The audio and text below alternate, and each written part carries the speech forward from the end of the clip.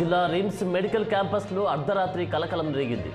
ఆదిలాబాద్ జిల్లా RIMS medical college క్యాంపస్లోకి బయట వ్యక్తులు చొరబడి తమపై దాడి చేశారని వైద్య విద్యార్థులు ఆరోపించారు. ఈ సందర్భంగా ఇరు వర్గాల మధ్య తోపులాట, ఘర్షణ చోటు చేసుకుంది. ఈ క్రమంలో ఇద్దరు విద్యార్థులకు గాయాలయ్యాయి. సమాచారం అందుకున్న పోలీసులు క్యాంపస్కు చేరుకున్నారు. ఓ వైద్యుడితో పాటు మరికొందరు వచ్చి తమపై దాడికి పాల్పడ్డట్టుగా విద్యార్థులు ఆరోపించారు. అవాంఛనీయ పరిస్థితులు తలెత్తకుండా రిమ్స్ క్యాంపస్లో భారీగా బలగాలు మోహరించాయి. రిమ్స్లోకి చొరబడ్డ వ్యక్తులను పోలీసులు అదుపులోకి తీసుకుని విచారిస్తున్నట్లు సమాచారం.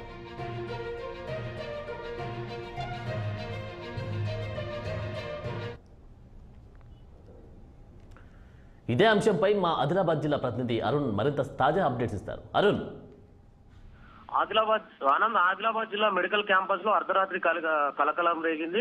సుమారు రాత్రి 12 నుండి 1 గంట ప్రాంతంలో కారుతో గేట్ ను ఢీకొట్టారు ఆగంతకులు.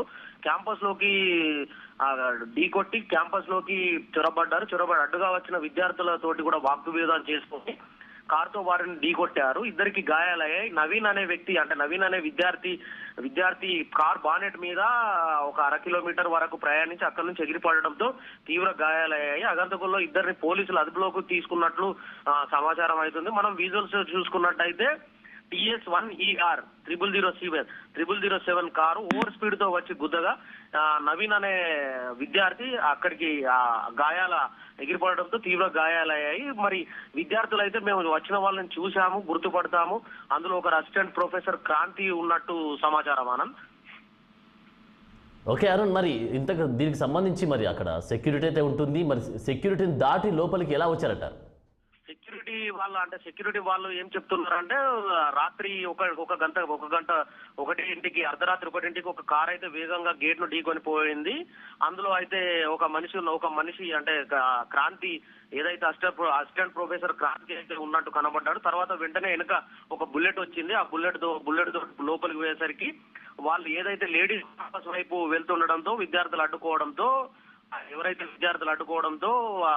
అవుట్ అంటే ఎంత స్పీడ్ తోటి మన విజువల్లో చూసుకున్నట్టు సీసీ కెమెరాలో రికార్డ్ విజువల్లో చూసుకున్నట్టయితే ఆ మనిషిని అంటే బానెట్ మీద ఒక మనిషిని ఆపకుండా ఒక మనిషిని తీసుకెళ్లి అంత గేట్ దూరంలో అయితే అక్కడ పడేయడంతో ఆయన గాయాలు అవుతాయి. మనం విజువల్లో ఏదైతే చూస్తున్నాము ఆనంద్, అక్కడైతే గేట్ దగ్గర అయితే అక్కడ పడిపోవడంతో ఆగంతకులు అయితే పారిపోయారు. మరి సెక్యూరిటీ వాళ్ళైతే అర్ధరాత్రి కదా, మేము అంటే కొత్తగా వచ్చాము, ఎవరు అనేది తెలియకుండా ఐడెంటిఫై ఉన్నది. అప్పటికే విద్యార్థులు గుమిగూడంతో అక్కడ నుంచి అగంతకులు అయితే పారిపోయే పరిస్థితి అయితే ఉన్నది. ఆనంద్, మరి గాయపడినటువంటి వారికి ఎలాంటి చికిత్స అందిస్తున్నారు?